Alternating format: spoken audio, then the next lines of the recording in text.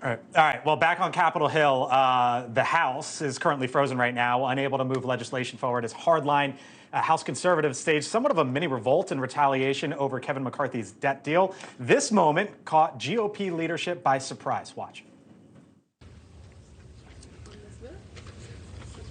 On this vote, the yeas are 206, the nays are 220. The resolution is not adopted.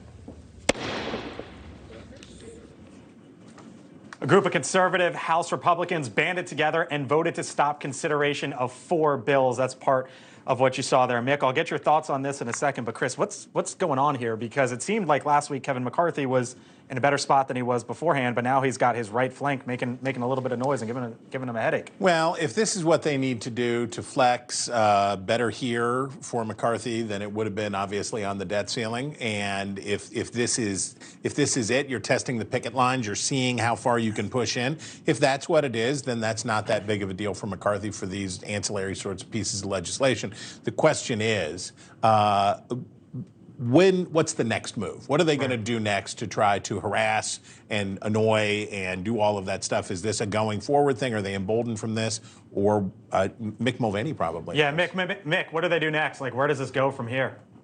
Yeah, we did this, and we're in uncharted territory because there's no higher mutiny than what happened today. There really isn't. Even when the Freedom Caucus was first starting out, back when we were trying to get John Boehner pushed out of the job, we did this. But we did this by going to leadership ahead of time and saying, look, we are going to vote to take down a rule. Here's why. It was not sort of this, this sneak attack. This is mutiny of the highest order. There's no question. It's not a Freedom Caucus thing. Keep in mind, this is 11 people. I think Scott Perry, the president of the Freedom Caucus, voted for the rule. Jim Jordan voted for the rule. So this is not a Freedom Caucus thing. This is sort of a rump group that within the Freedom Caucus that I have no idea where they're going. It's well beyond what we achieve 10 years ago. Mick, I don't know if you noticed how it was attributed to personal animus. I forget which member said that he had been personally betrayed and that he said that Steve Scalise had misled him and that this was a vendetta, that he expressly said it that way. And as you pointed out, when you were there, we thought of the Freedom Caucus as being put principle first, talk about the stuff. The fact that it was personal, did that mean something to you? It does. It's a rehash of the McCarthy election, right? They didn't know why they were against him. They know they just didn't like him. It's going to be tough. They're going to have to work this out. And by the way, this is going to have to be resolved by the larger group. It's going to take the other 200 odd members to go to these 11 and say, look, you just took down. Keep in mind, and this is getting inside baseball, but you can't vote on any legislation if you don't vote on a rule beforehand. I think these are pretty good bills. These are bills that most Republicans wanted to see when taking out bills. It was stuff that was Democrat heavy.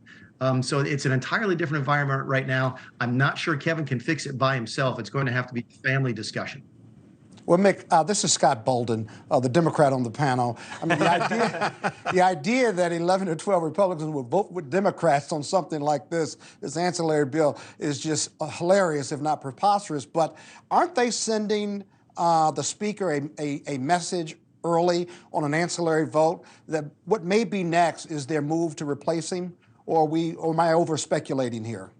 You're not over-speculating. That's what they want you to think. I would say that, Kevin betrayed us for, some reason on the debt ceiling and he has to go. Again, now we're back to where we were in January. Who wants the job? I mean, who would want the job if any one person can make a motion and any 5 people? Right.